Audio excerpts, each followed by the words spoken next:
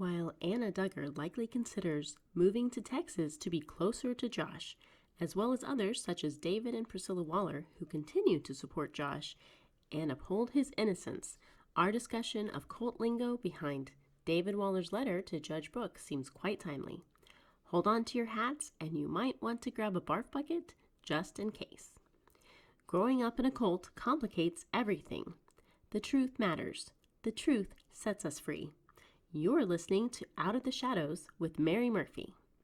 Hello and welcome to episode 6. In the last episode, I promised to dive into the cult teachings around David Waller's claim in his letter to Judge Brooks prior to sentencing that Josh Duggar is God-fearing. The cult document we will look at in this episode is called Wisdom Booklet number 25. So what is a wisdom booklet, you ask? That is a great question. A wisdom booklet is a cult indoctrination tool specifically used in the Advanced Training Institute, or ATI, home education program. The wisdom booklets represent the central curriculum provided by IBLP and ATI to the families enrolled in the ATI home education program. Some families chose to use the wisdom booklets as their one and only curriculum.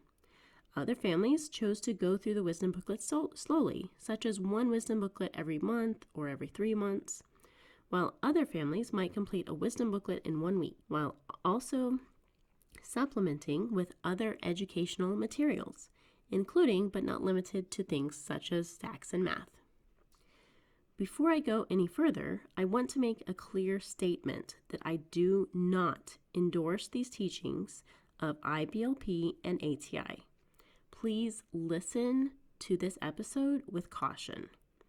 For survivors of IBLP and ATI, please be gentle with yourselves if you choose to listen to this episode on the cult teachings. It can be very triggering and distressing. You do not have to listen. You do not need to guilt yourself into listening. You are strong, you are brave, and you matter. Please be gentle with yourselves and take care of you first. 60 pages comprise Wisdom Booklet 25.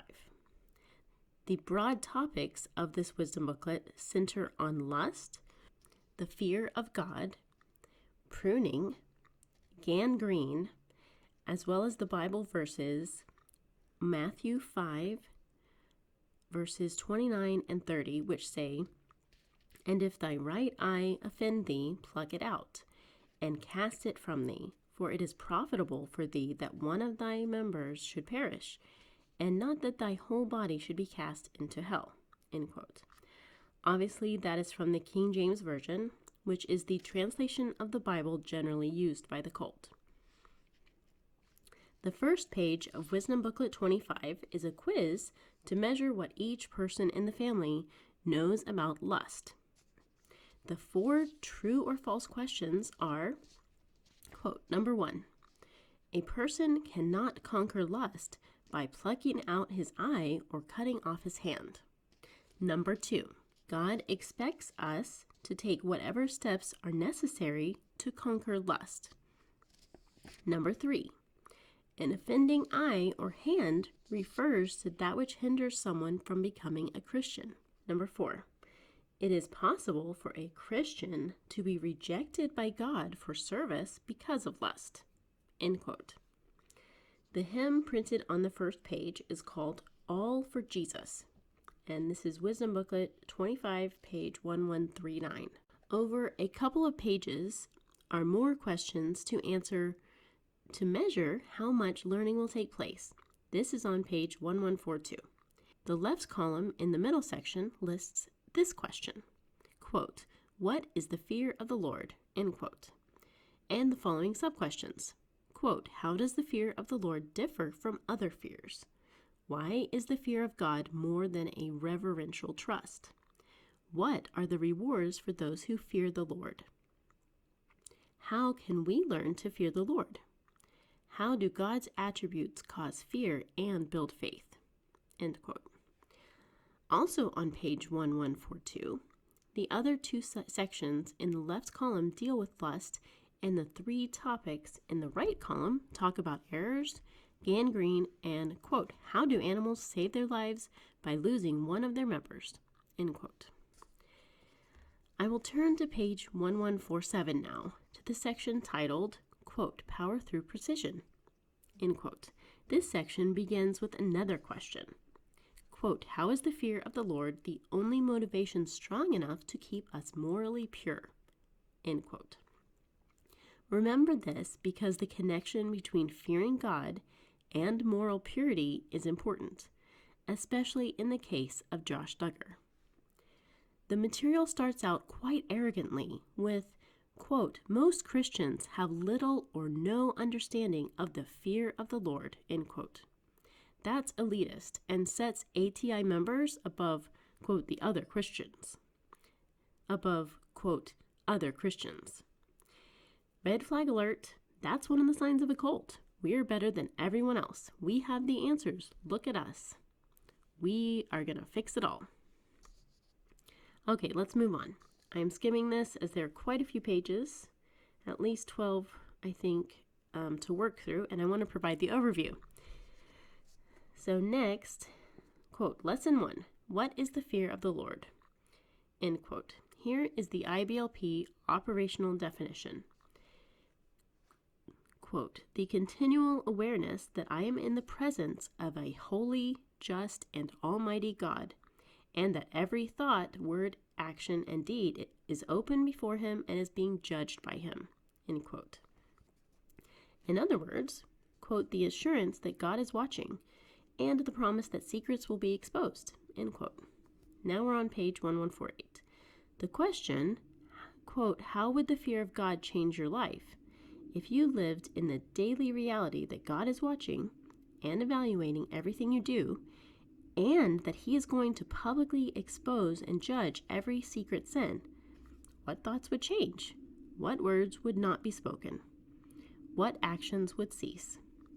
What attitudes would be corrected? What motives would be purified? End quote. Then it moves on to discuss how, quote, the fear of God differs from other fears. And what responses does the appearance of God produce? So then it goes through about 4.5 pages of definitions and discussion on terror, fright, dismay, astonish, trembling, and dread, and how each one relates to the fear of the Lord, or the fear of God. Which brings us to lesson 2 on page 1152. And the question, quote, in what specific ways is the fear of the Lord profitable, end quote. Profitable. I want to highlight this word. The instruction to, quote, check the benefits you want to experience in your own life, end quote, comes before this extensive list, which includes, quote, to overcome sinful habits, to begin learning knowledge, to start being wise, to have a longer life, to discover the fountain of life, to learn contentment, to grow in wisdom, to get riches, honor, and life, to experience true worship, to have no wants, to experience God's salvation, to receive daily provision, to experience strong confidence, to have a satisfying life, to share the secrets of the Lord, to experience God's goodness, to have constant protection, to be delivered from trouble, to be looked to for truthfulness, to receive a special heritage, to be given God's mercy, to have the Lord's pity, to bring delight to the Lord, and lastly, to have every desire fulfilled, end quote. In the bottom corner of page 1153, following this very long list, is a box that says, quote, become a special treasure of God, end quote, with a diamond and a Bible verse. To sum up from that list, I understood as a child and youth that fearing God was the ticket to all of those things. Not sinning, obtaining top-level knowledge. In other words, no need for college because I would be so far beyond college-level knowledge because I feared God. I would be rich and honored. I would be safe. Men would be leaders. I would be extra special in God's eyes. I would have a long life. And I would be happy. Well, that sounds pretty good, right? Except that's not how life works. Oh, and also I had a special role in, quote, bringing delight to God, end quote, because he needed me. I'm shaking my head. Some of you may listen to that list and want to disagree. Oh, it's not so bad. Nothing's wrong with it. It's your prerogative to have the feelings you have about what I'm saying. I am sharing my own experience growing up under these beliefs as a child, teen, and woman in the culture of IBLP and ATI, which is also very different than parents, as in the grown adults who chose to enter into IBLP and ATI as adults with a lifetime of experience and outside information before they joined IBLP and ATI. So again, this is my own experience, and that's the perspective from which I'm coming and sharing all of this information. The next page of this cult material is the capstone that prompted me to cover this topic next on the podcast. Page 1154 begins with a question, quote, what are the consequences of not fearing the Lord, end quote, followed by an illustration of a very old Greek temple type design with 7 pillars and lots of cracks everywhere. I will post this illustration on the podcast Instagram account. Take a look at it at Out of the Shadows with Mary Murphy. The foundation of this cracked building says, quote, the mind of man, end quote, which supports the next level, which is labeled, quote, evolution, end quote, which supports the 7 pillars holding up the roof. The 7 pillars are labeled as follows, quote, abortion, women's rights, situation ethics, divorce and remarriage, children's rights, sexual revolution, euthanasia, suicide. Euthanasia/suicide. End quote. And then sitting atop these 7 pillars is the roof, which is labeled, quote, world government, end quote.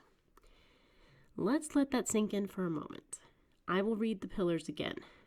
Abortion, women's rights, situation ethics, divorce and remarriage, children's rights, sexual revolution, euthanasia/suicide.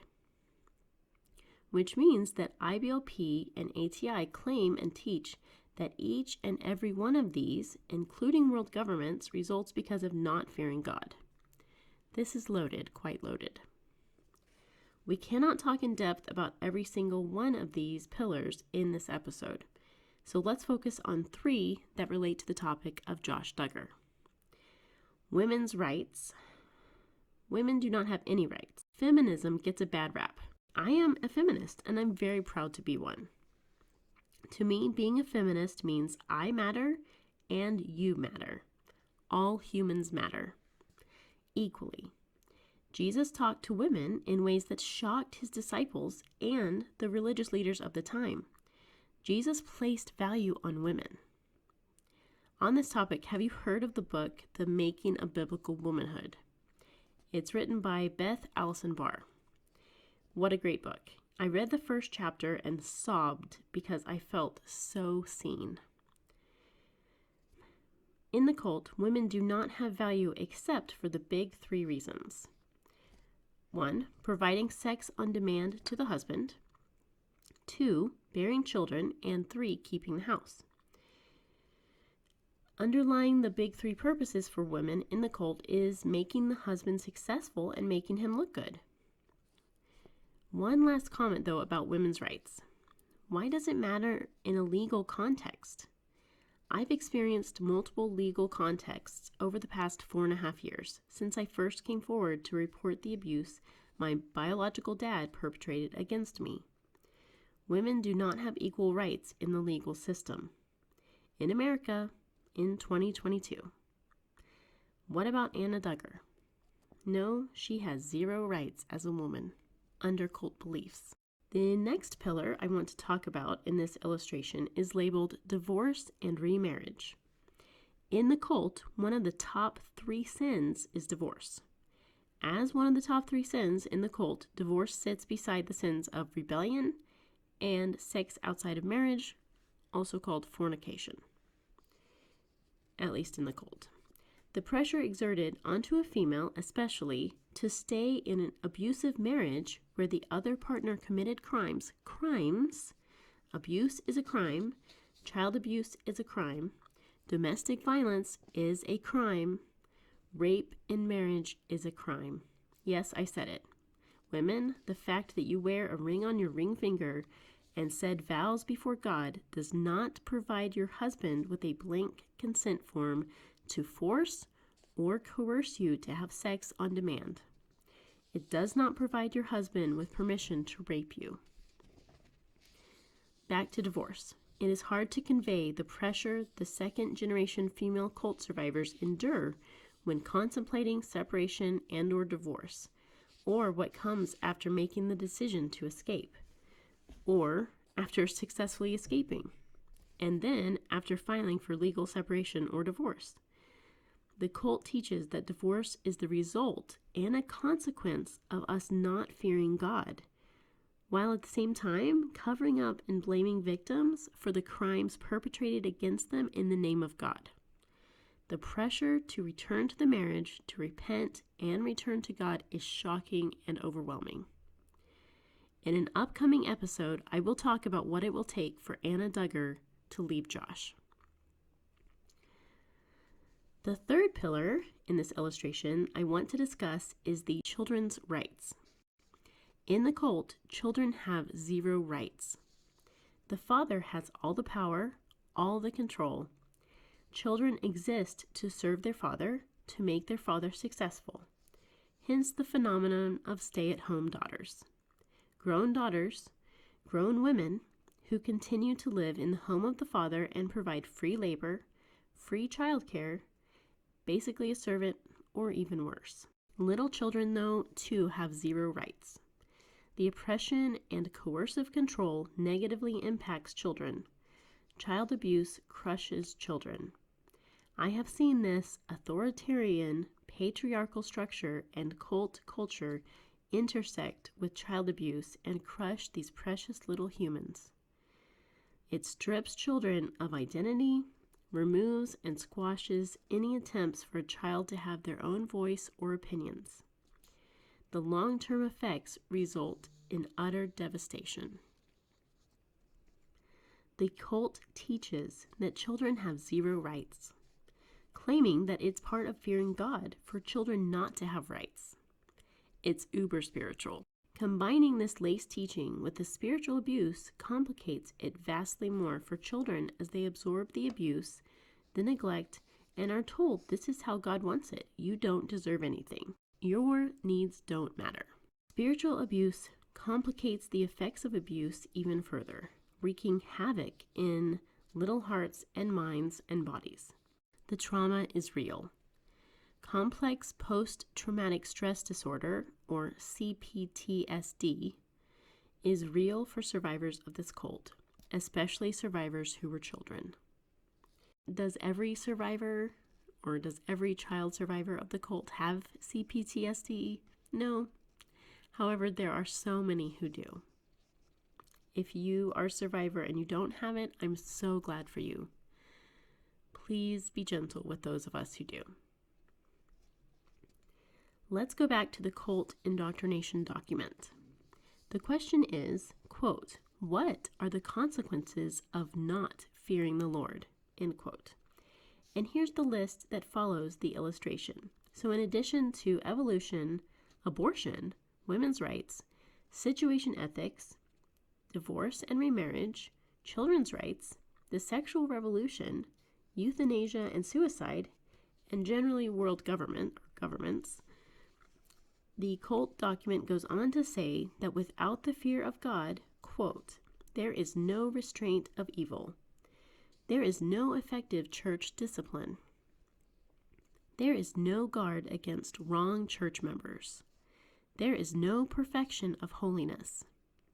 There is no scriptural submission. There is no maturity in salvation.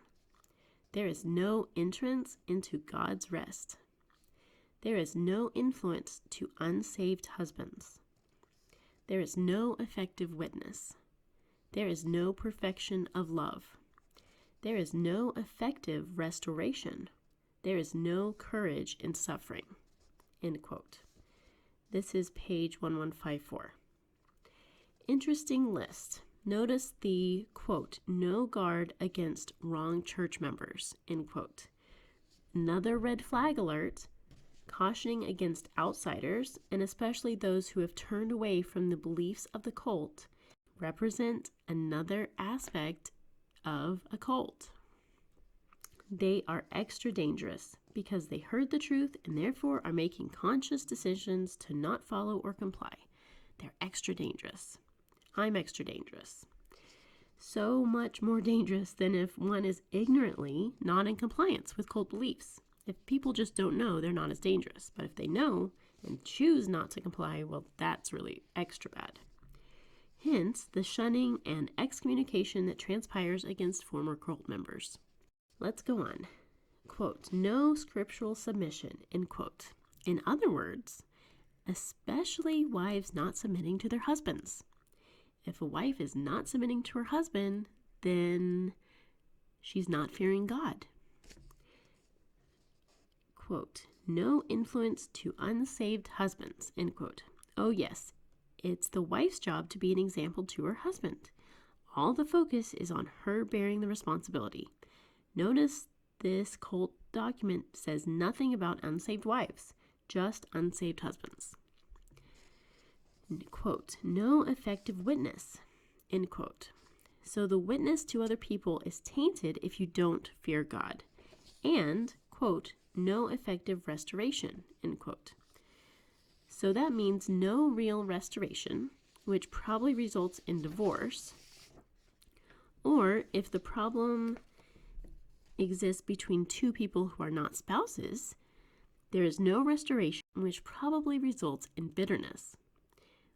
Which this makes me think of the claim recently published that Anna labels the siblings who called out Josh, quote, a betrayal, end quote. But that's another topic for another day. And lastly, the, quote, courage in suffering, end quote, which one of the themes of the letters to Judge Brooks, that Josh is suffering and being so brave in the wrongful conviction, or its implied wrongful conviction. For David Waller to push that Josh fears God as an example of why he is asking Judge Brooks to be lenient in sentencing, the following are the underlying messages, in my opinion, understanding, and experience in the cult. Josh Duggar fears God, so he's obviously has great moral purity. What, David? Did you sleep through the trial? Did you close your ears? Did you wear earplugs? Did you recite Bible verses in your mind so that you would not hear or see the graphic evidence of Josh's guilt? Oh, that's right, because you, David Waller, say that Josh fears God. You are also saying that Josh has courage in this situation and time of suffering. You're saying that because Josh fears God, that he is not one of the wrong church members from whom you and your family and all others need to be guarded. You're implying Josh has great moral purity because you claimed Josh fears God. Let me say that again.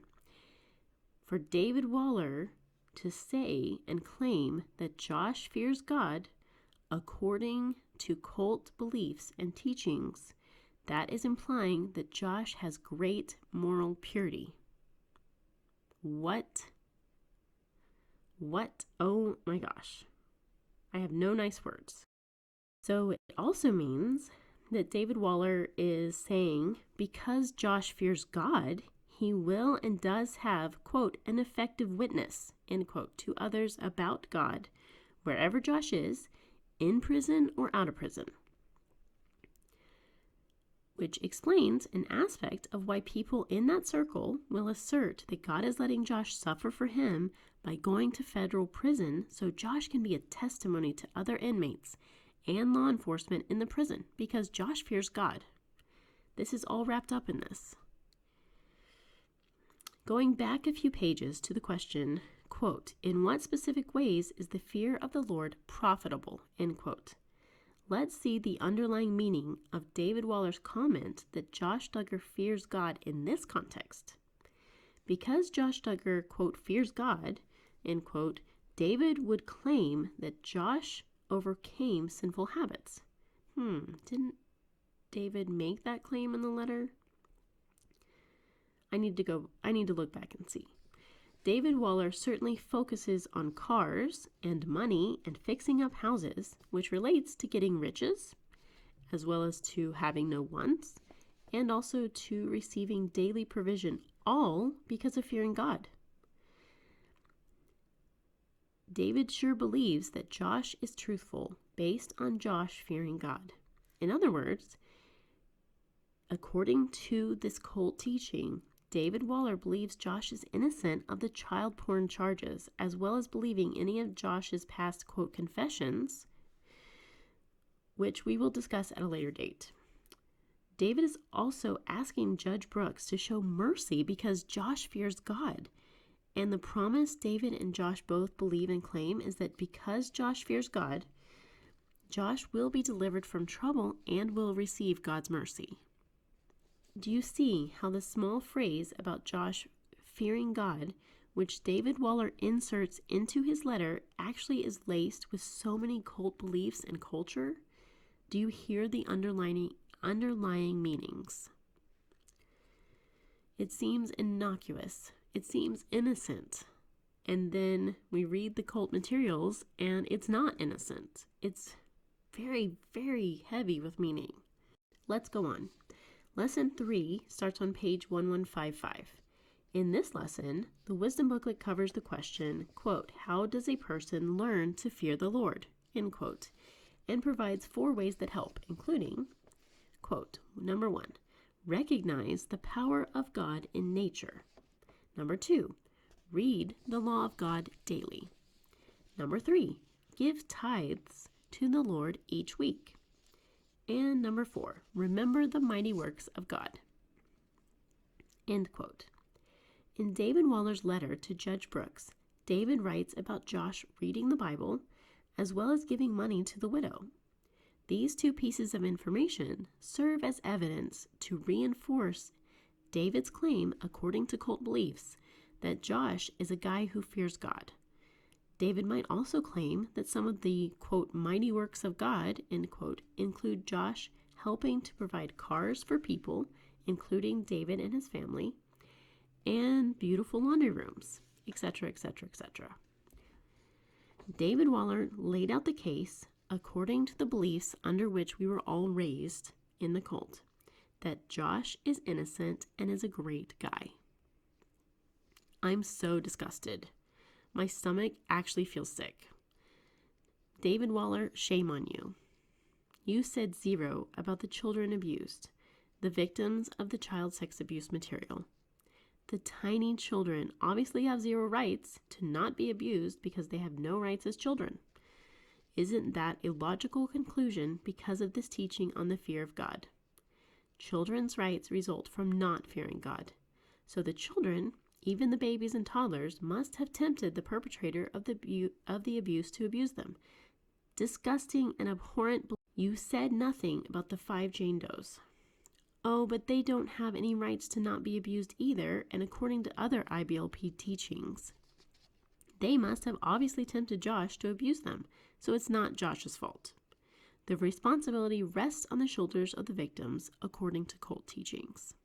Of course, I don't agree with any of that. I just want to say that again. I do not uphold any of these cult beliefs at all. Shame on you, those of you who believe that the victims of the abuse perpetrated against them carry any responsibility for being abused. It's not true. Abuse is perpetrated because the person perpetrating the abuse chooses to abuse someone else. That's the only reason. It's a choice and a crime. It is never the victim's fault. There's a tad left in the Cult Wisdom Booklet about the fear of God. However, we are out of time for today, and I'm going to stop there. claims that Josh Duggar fears God holds so much more meaning than two simple English words. Thanks for listening. Thanks for caring about truth.